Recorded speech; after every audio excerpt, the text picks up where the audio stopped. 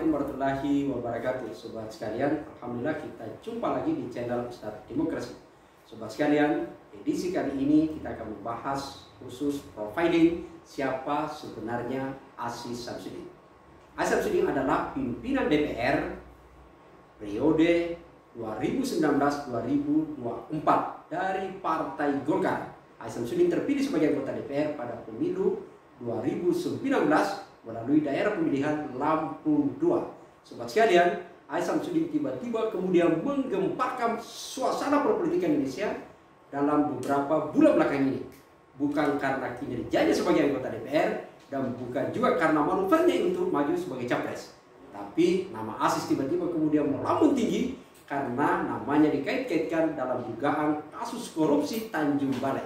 Bahkan Aziz Syamsuddin seperti yang pernah kita bahas di channel ini diduga terlibat aktif melakukan desain untuk skenario bagaimana menghambat penanganan kasus korupsi Tanjung Balai. Sobat sekalian, pertanyaan besar yang akan kita bahas sekarang ini adalah siapa Aziz Syamsuddin. Seperti yang saya sebutkan tadi bahwa Aziz adalah pimpinan DPR. Sebenarnya kalau kita lacak dari berbagai rekam jejak Aziz Syamsuddin adalah seorang politisi Partai Golkar yang cukup cemerlang.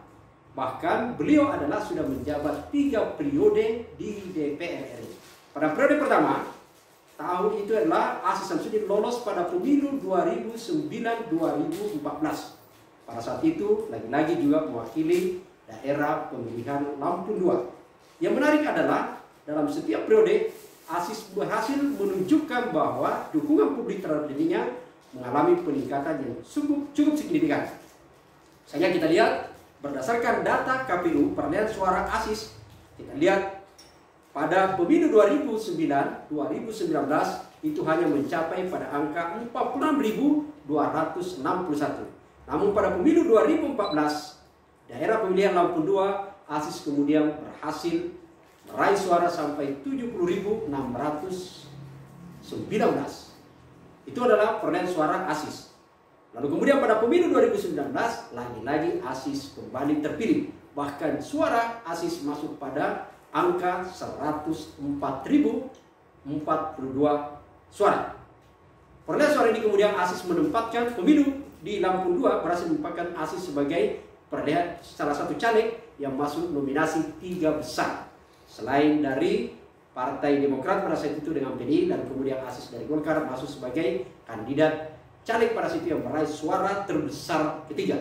Sobat sekalian, selama dalam kepemimpinan Aziz ternyata beliau adalah berhasil menarik simpati secara internal Partai Golkar dan kemudian akhirnya ditempatkan dalam alat kelengkapan di DPR yaitu di Komisi 3. Bahkan periode 2014-2019 Aziz kemudian berhasil dipercaya oleh Partai Golkar, ditempatkan di Komisi 3 dan menduduki posisi sebagai pimpinan komisi pada saat itu.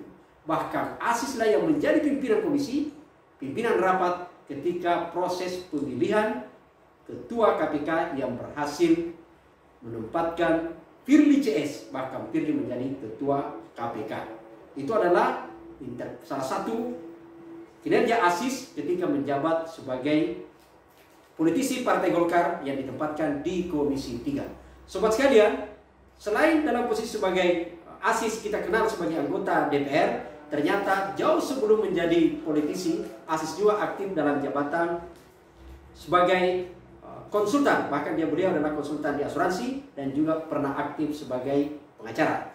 Sobat sekalian, dalam berbagai aktivitas ketenaran nama Aziz ternyata ada yang juga luar biasa. Luar biasanya bukan karena karya, tapi juga adalah karena hampir seluruh kasus dugaan korupsi mega proyek korupsi di Indonesia, nama Aziz pun ikut selalu dikait-kaitkan. Sebagai contoh misalnya ketika kasus dugaan korupsi IKTP yang melibatkan Setia Novanto, ternyata nama Aziz juga ikut disebut. Bahkan Aziz Syamsuddin sempat diperiksa di KPK. Bukan hanya itu, dugaan korupsi di Kejagung sampai kemudian menghampiri 1 triliun yang bersama melibatkan dengan Nasaruddin, seorang terpidana sekarang, terpidana kasus Wisma Atlet, lagi-lagi nama Aziz Syamsuddin juga diseret. Seperti dengan kasus IKTP, kasus di Kejagung, nama Aziz terbawa-bawa. Tapi apa yang terjadi kita lihat sekarang, ternyata Aziz bebas saja, tidak ada masalah karena alat bukti tidak mencukupi. Yang lain adalah ternyata Aziz selain dalam kasus korupsi yang ditangani KPK, ternyata di luar itu ada lagi kasus berkaitan dengan dugaan korupsi DAG yang kemudian dilaporkan ke MKD. Dan terakhir sekarang ini adalah dilaporkan terlibat dalam mendesain skenario untuk bagaimana kemudian meminimais atau melakukan proses negosiasi menghambat penanganan kasus di Tanjung Balai dan dilakukan di rumah jabatan. Publik kemudian bereaksi terhadap kasus ini karena melihat pembelajaran bahwa sepertinya Aziz selalu lolos dalam penanganan kasus. Tentu kita tidak berharap bahwa lolosnya karena tidak cukup bukti, tapi kita berharap sebenarnya lolosnya karena betul tidak ada keterlibatan di sana. Persoalannya kemudian adalah karena ada misi atau ada ketidakpercayaan publik terhadap penanganan aparat hukum sekarang termasuk di MKD. Terlebih karena baik dalam pelaporan kasus yang tahun 2000 berkaitan dengan DAG termasuk dengan pelaporan yang dilakukan teman-teman berkaitan dengan Tanjung Balai, sampai sekarang ini MKD tidak pernah memproses Aziz Syamsuddin. Walau padahal kita tahu betul bahwa MKD dibentuk dalam rangka mengembalikan citra DPR.